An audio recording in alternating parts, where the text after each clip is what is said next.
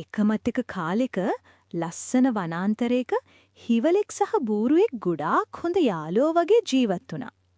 දවසක් හිවලට හිතුණා බූරුවාව රවට්ටලා වැඩක් කරගන්න. දවසක් හිවලා බූරුවා ළඟට ඇවිත් මෙහිව කිව්වා.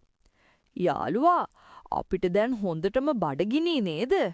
අපි යමු කැලේට කෑම ටිකක් හොයාගෙන එන්න. බූරුවත් හිටියේ හොඳටම බඩගින්නේ නිසා මේ යෝජනාවට කැමති වෙලා දෙන්නම කැලේට ගියා.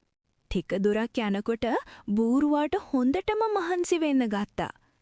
එකපාරටම ඈතින් සිංහයෙක් එනවා දැකලා බූරුවා හොඳටම බය වුණා. බූරුවා බය වුණු ගමන් කපටි හිවලා මෙහෙම කිව්වා. අයියෝ, මේක නම් ලොකු කරදරයක්.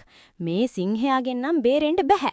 ඒ නිසා ඔයා මෙතනම ඉන්න, මං ගිහින් සිංහයා එක්ක කතා කරලා එන්නම්. හිවලා කෙලින්ම සිංහයා ළඟට ගිහින් මෙහෙම කිව්වා. ස්වාමීනි, ඔබතුමාට බඩගිනි කියලා මට තේරෙනවා. මම ඔබතුමාට හොඳ ගොදුරක් ගෙනාවා. මට කරදරයක් නොකරනව නම් අර බූරුවාව මම කිසිම මහන්සියක් නැතිව වලකට දාලා දෙන්නම්. හිවලා ආපහු බූරුවා ළඟට ගිහින් සිංහයාගෙන් බේරෙන්න නම් වලක හැංගෙන්න ඕන කියලා බූරුවව රැවට්ටුවා. ඊට පස්සේ බූරුවව වලකට තල්ලු කළා.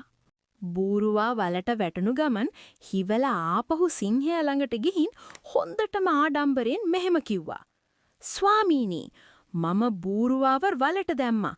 දැන් ඉතින් ගිහින් ඌව මරාගෙන කන්න. එතකොට සිංහයා මොහොතක් කල්පනා කරලා මෙහෙම හිතුවා. මේ වලේ ඉන්න බූරුවා මට ඕනෑම වෙලාවක අල්ලගන්න පුළුවන්. ඌට පැනලා යන්න බෑ. ඒ නිසා මුලින්ම මා ළඟ ඉන්න මේ කපටි හිවලට හොඳ පාඩමක් උගන්වන එක හොඳයි. අන්තිමේදී තමන්ගේ යාළුව පාවා දුන්නු ඒ වංජාකාර හිවලට සිංහයාගේ ගොදුරක් වෙන්න සිද්ධ වුණා.